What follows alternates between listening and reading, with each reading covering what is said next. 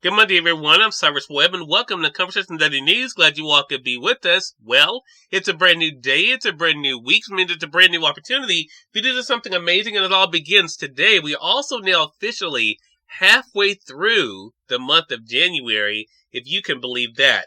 But of course, you have your news headlines coming up on this Monday. Have a message from my book, Words I Choose to Live By. And in today's news you can use, you hear part of my conversation with Colleen Marshall of Two Chairs, discussing not only the importance of therapy, but finding the right therapist for you.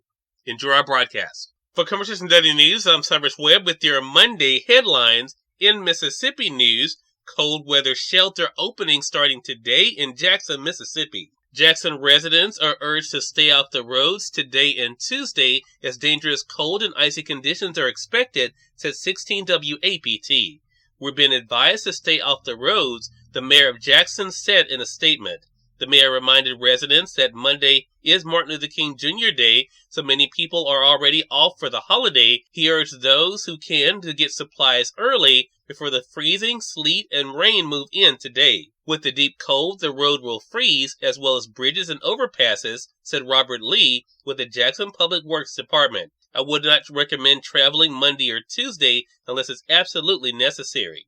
The city of Jackson, along with the American Red Cross and other agencies, plan to open an emergency shelter today to provide a place for people to come in out of the cold. The temporary shelter will offer food as well as cots. The Jackson Police Department will provide security at the shelter.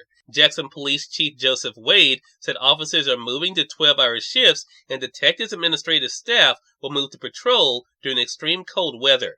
The mayor said that unlike northern cities, Jackson and much of Mississippi are not equipped to deal with widespread freezing precipitation. WAPT Chief Meteorologist David Hartman said the state could see winter precipitation, including freezing rain and snow in some areas. Hartman said temperatures will be below freezing. The sub-freezing temperatures could cause problems to unprotected pipes, and those who are out in the cold risk frostbite and hypothermia. The mayor of Jackson asked residents to check on relatives, especially the elderly, to make sure they're safe during the dangerous cold.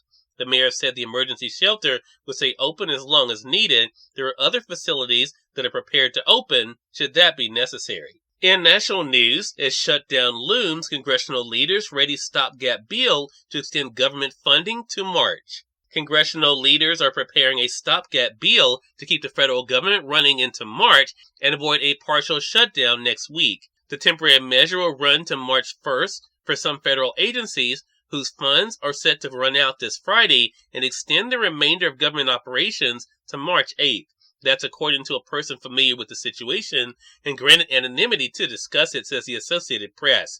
The stopgap bill would come as House Speaker Mike Johnson has been under pressure from his hard right flank in recent days to jettison a recent bipartisan spending deal with Senate Democrats. The bill would need Democratic support to pass a narrowly divided House.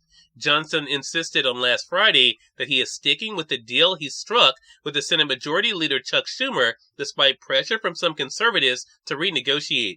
Moderates in the party had urged him to stay the course. Still, in his first big test as the new speaker, he has yet to show how he will quell the revolt from his right flank that ousted his predecessor. Our top-line agreement remains, Johnson said last Friday, referring to the budget accord reached January the 7th. That accord set $1.66 trillion in spending for the next fiscal year, with $886 billion of the tally going to defense. Hard-right members have criticized the deal, including several of those who helped oust former Speaker Kevin McCarthy from the Speaker's house last year after he struck a spending deal with Democrats and President Joe Biden. Some have already raised the threat of a motion to oust Johnson over the deal, not even 3 months after he was elected. In more national news, the Honeymooners actress Joyce Randolph has died at 99, played Ed Norton's wife, Trixie. Joyce Randolph, a veteran stage and television actress whose role as the savvy Trixie Norton on The Honeymooners provided the perfect foil to her dim-witted TV husband, has died. Randolph died of natural causes Saturday night at her home on the Upper West Side of Manhattan, her son Randolph Charles told the Associated Press on Sunday. She was the last surviving main character of the beloved comedy from television's golden age of the 1950s. And finally, in entertainment news, Mean Girls takes first place at the box office. So fetch, says the Associated Press.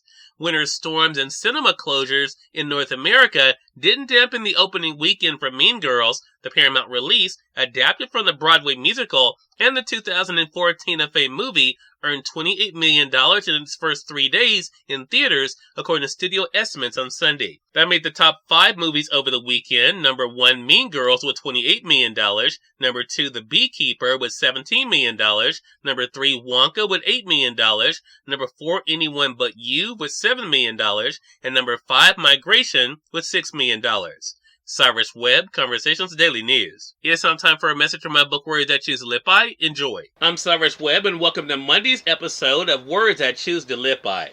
Being thankful doesn't mean that everything is going to go just right, but it does mean that you have the right attitude about what happens in your life. If you remain focused and keep your head up, in spite of the challenges and difficulties, you'll come out of the storm stronger and more equipped for whatever comes your way in the future. Have an amazing Monday.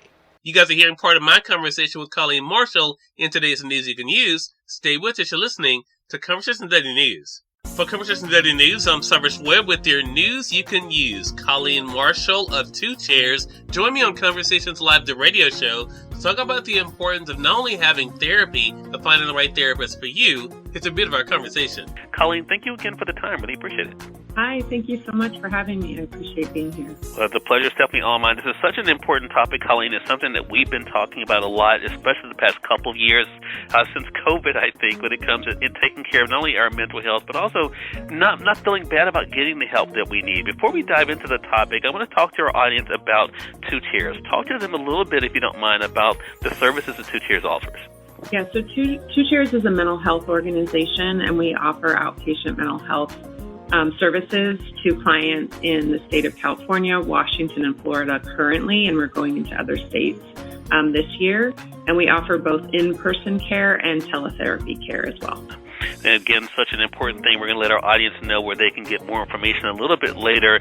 So as I mentioned, one of the things that's happening is, yes, that Americans are seeking therapy, Colleen, but of course there may be an issue of being matched with the right therapist for them. Why is a strong client-therapist relationship so crucial for effective therapy? Yeah, so therapy is a relationship-based intervention. So what that means is the relationship has to be right for therapy to work. And when the American Psychological Association, what they talk about when they're saying, what do we mean by a good relationship? They're saying it should be a relationship where the client and the therapist both are working on mutually established goals and making progress towards those goals, and that the relationship is such that clients can give their therapist feedback and the therapists are responding to and adjusting based on that feedback. And also if there's any relationship issues or ruptures that happen, that those are being attended to. And when those happen, the relationship is strong, and then clients do then seek positive clinical outcomes from treatment. And every situation is different, Colleen, but I'm curious, as we kind of think about the ideas of those who may stop seeking therapy, what are some of the main reasons you've been noticing that people do quit their therapy? Yeah, unfortunately, many people actually only go to one appointment and then never return, thinking therapy is not for them. And what we know is because they didn't find the right therapist. Cyrus Webb, Conversations Daily News. We thank you all for tuning in to this edition of Conversations Daily News. We'll back on tomorrow with more news, message from my book, Words I Choose to Live By, and of course, entertainment spotlight. Until then, I'm your host, Cyrus Webb, saying as always, enjoy your day, enjoy your life, enjoy your world. Thank you all for choosing Conversations Daily News today. Now let's go make today amazing. Take care.